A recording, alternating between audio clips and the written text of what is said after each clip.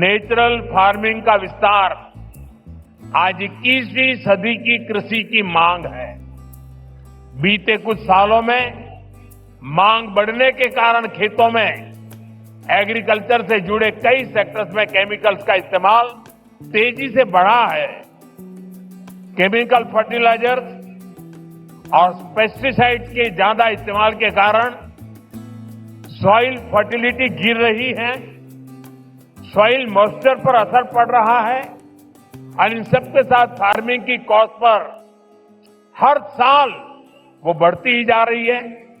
इसका solution crop diversification और natural farming से ही संभव है कि दक्षिण भारत के किसान प्राकृतिक खेती की परंपराओं जैसे पंचगव्य, जीवामृत, बीजामृत, आच्छादन आदि को निरंतर अपनाए हुए हैं। ये परंपराएं मिट्टी का स्वाद बेहतर रखती हैं, फसलों को केमिकल मुक्त रखती हैं और इनपुट कॉस्ट बहुत कम कर देती है। नेचुरल फार्मिंग के साथ हम अगर श्री अन्न मिलेट्स की पैदावार जोड़ते हैं तो ये भी धरती मां की रक्षा में अहम भूमिका निभाते हैं।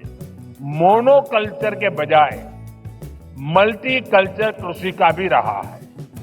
हमें इसकी प्रेरणा दक्षिण भारत के कई क्षेत्रों से मिलती है। अगर हम केरला या कर्नाटका के हिली एरियाज में जाएं तो हम मल्टी स्टोरी एग्रीकल्चर के उदाहरण दिखते हैं। एक ही खेती में नारियल, सुपारी और फ्रूट प्लांट्स होते हैं। इनके नीचे मसालों और काली मिर्च की खेती होती है।